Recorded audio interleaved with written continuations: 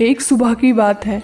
मीना और मीना के पिता राम किशन जंगल में लकड़ी लेने के लिए जाते हैं। तभी मीना अपने पिता से कहती है, पिताजी अब मैं थक गई हूँ, मैं अब और नहीं चल सकती। ओफो बेटा, मैंने पहले ही आपको घर में रहने के लिए कहा था। चलो कोई बात नहीं, आप थोड़ी देर आराम कर लो, तब तक मैं यहीं कहीं पे लकड़ियाँ चुग लेता हूँ। मीना के पिता लकड़ी चुगते चुगते अपने ध्यान में बहुत आगे चले गए।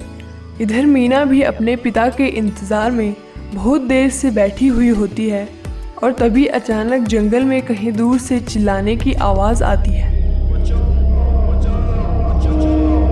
अरे ये तो पिताजी की आवाज़ लगती है और पिताजी अभी तक नहीं आए। मुझे बहुत डर लग रहा है, लगता है पिताजी किसी मुसीबत में हैं। मैं जाकर देखती हूँ। फिर मीना अपने पिता को जंगल में ढूंढने चली जाती है। थोड़ी दूर चलने के बाद मीना देखती है कि उसके पिता पेड़ पर चढ़े हैं और मदद की गुहार लगा रहे हैं, क्योंकि नीचे बगीरा खड़ा था।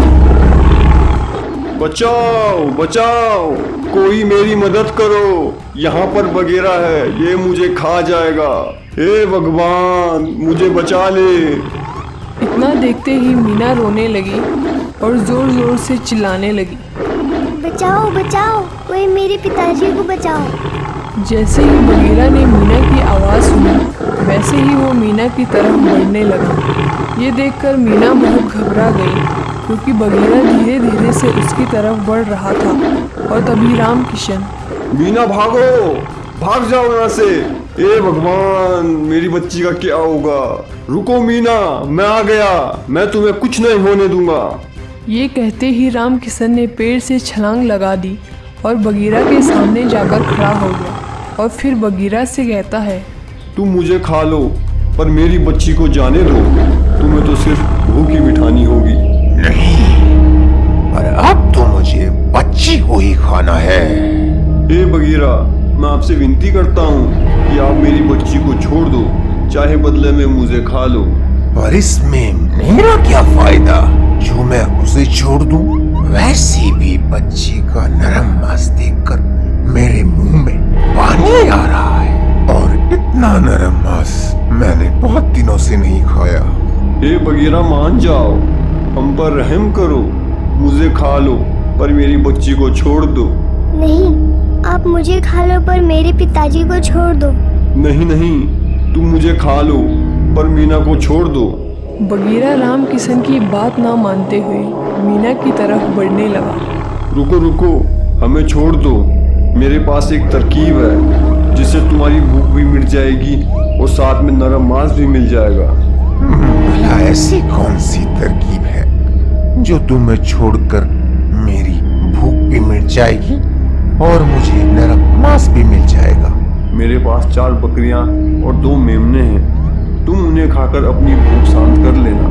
बगीरा बहुत सोच विचार करने के बाद बोला, ठीक है, मुझे मंजूर है, मगर मेरी भी एक शर्त है। जब तक तुम बकरियां लाते हो तब तक तुम्हें बच्ची को यहीं छोड़ना होगा।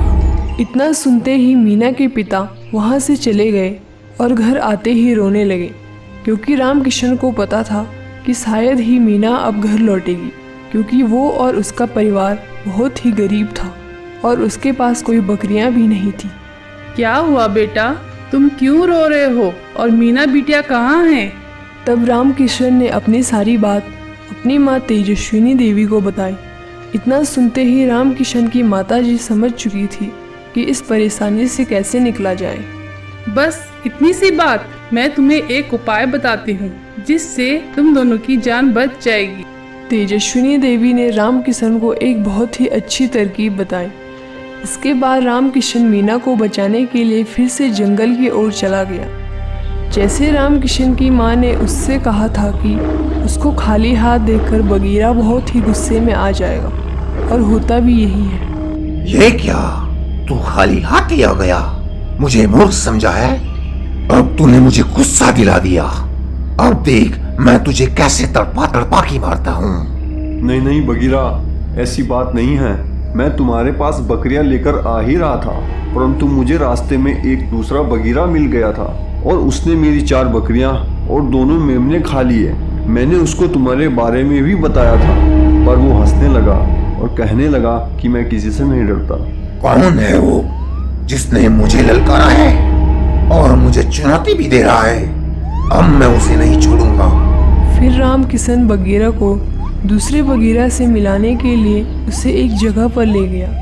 बगीरा घमंड और क्रोध की अग्नि में पहले से ही जल रहा था, क्योंकि उसे यह जानना था कि वह कौन है जो उसे उसी के इलाके में चुनौती दे रहा है। अब वह तीनों उस जगह पर पहुंच जाते हैं। कौन है?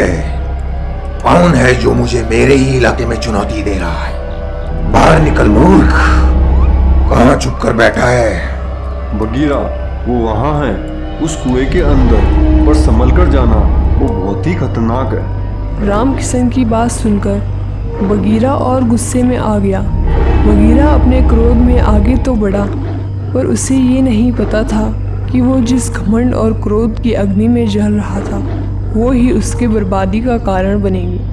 बगीरा कुएं के पास पहुंचा और उसने अपनी ही प्रतिबिंब को देखा और बोला, कौन है जो मुझे मेरे ही इलाके में चुनौती दे रहा है? कौन है जो मुझे मेरे ही इलाके में चुनौती दे रहा है? बगीरा को प्रतिबिंब में अपनी ही आवाज़ सुनाई दे रही होती है। जैसे जैसे बगीरा बोलता जाता वैसे ही आवाज़ बगीरा को अपने ही प्रतिबिंब में सुनाई देती, पर बगीरा ये सब नहीं समझ पाता है कि ये उसी की आवाज़ है। तुझ में इतनी हिम्मत जो तू मुझे ललकार रहा है?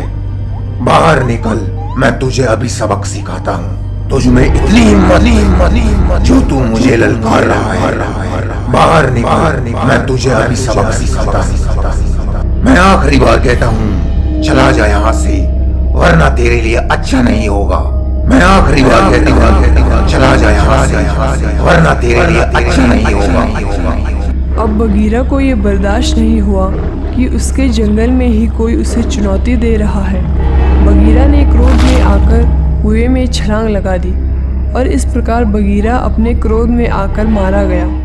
अब मीना और राम किशन बहुत खुश थे क्योंकि वो सुरक्षित बच गए थे और वो दोनों खुशी खुशी अपने घर को चले गए। तो देखा दोस्तों, कैसे घमंड और क्रोध में आकर लिया गया फैसला कितना हानिकारक होता है।